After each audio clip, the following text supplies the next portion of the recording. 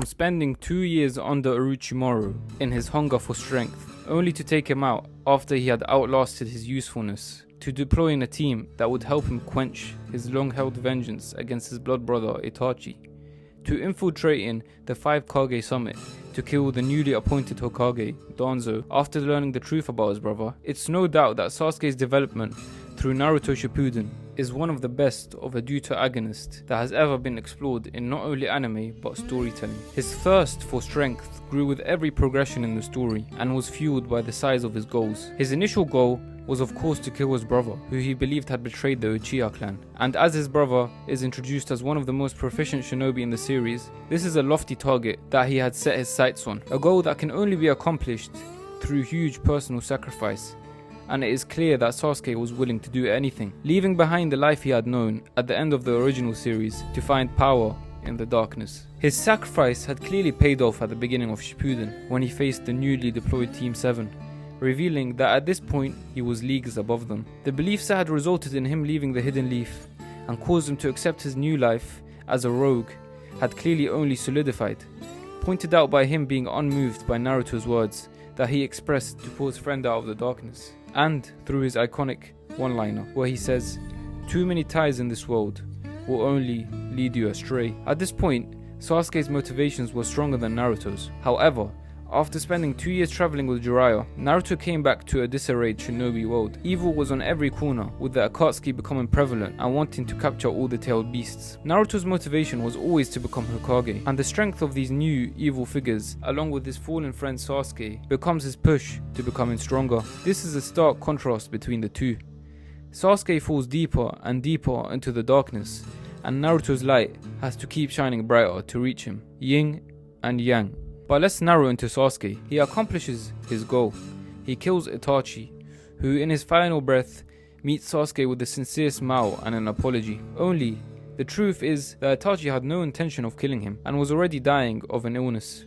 From the beginning, he had always wanted Sasuke to be the hero who kills the infamous Itachi. Sasuke also learns from Tobi that Itachi's massacre of the Uchiha was to prevent a coup that had been brewing for a while, and Itachi was chosen by the elders to sacrifice his loved ones and live the rest of his days as a despised rogue to keep peace in the village. Itachi agreed, but only on the condition that his little brother, Sasuke Uchiha, who he loved more than anything, was spared. Itachi bore so much hatred and guilt to keep peace and his little brother alive. After accepting this truth, Sasuke spirals further down into hatred and vengeance, declaring his intentions to punish the Hidden Leaf for their actions. This is the point where Sasuke switched from the potential threat in the future, low-profile rogue with family problems, to a full-blown menace to society, with intentions of wiping out humanity where he sees fit, liaising with the Akatsuki in a mutual relationship. His name had somewhat spread at this point, but he decides to make a statement act in what was one of the most symbolic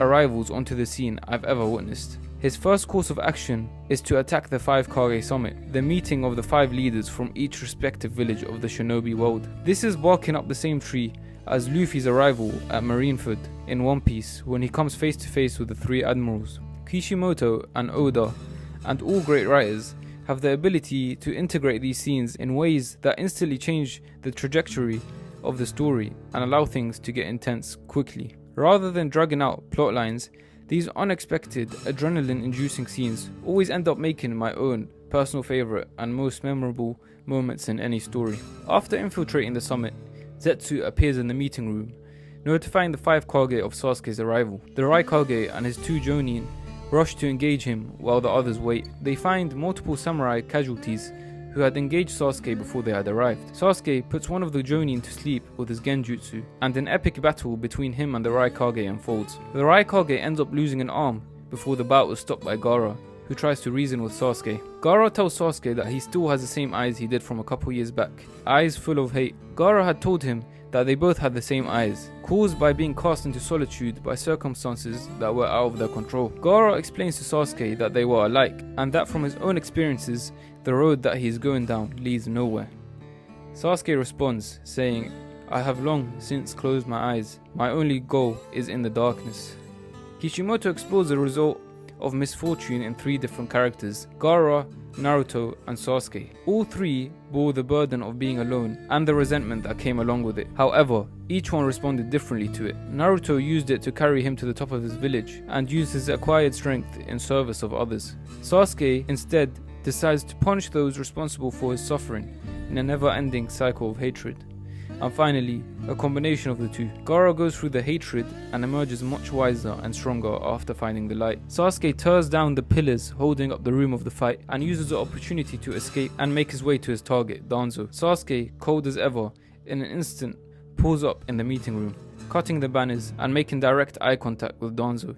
His newly awakened Susanoo was on full display in this siege. After Danzo escapes, Sasuke has exchanges with both the leader of the Mist and the leader of the Land of Earth, making it so that in his infiltration of the summit, combined with his fight of Danzo that follows, Sasuke fought all 5 of the most notable, powerful shinobi that lead the ninja world.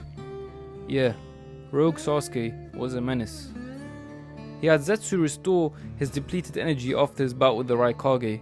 However, him laying siege to the figurative Eye of the Storm is one of the best moments in the series. Tobi ends up rescuing Sasuke from this suicide mission, explaining to the Kage that he had sent Sasuke with the intentions of honing his Sharingan, and what better training session than against the 5 Kage. Tobi is a menace in his own right, but that's a separate video. There are many other instances where Sasuke's destruction is on full display, like when he put Danzo in a body bag shortly after the summit, but today I wanted to highlight his progression from taking out Itachi to targeting the 5 Kage summit. Sasuke's development from this point to the end of Shippuden is equally as interesting, and I may do a separate video on this. Kishimoto's ability to carry a Fall into Vengeance arc for over 400 episodes and continuously push the envelope through unexpected twists and turns in the story where Sasuke falls deeper and deeper into darkness, for a character who isn't even the main protagonist, has to be commended and is definitely one of the reasons for his huge success. Sasuke is definitely up there as one of my favorite Naruto characters. Drop your favorite character from Naruto in the comments along with why.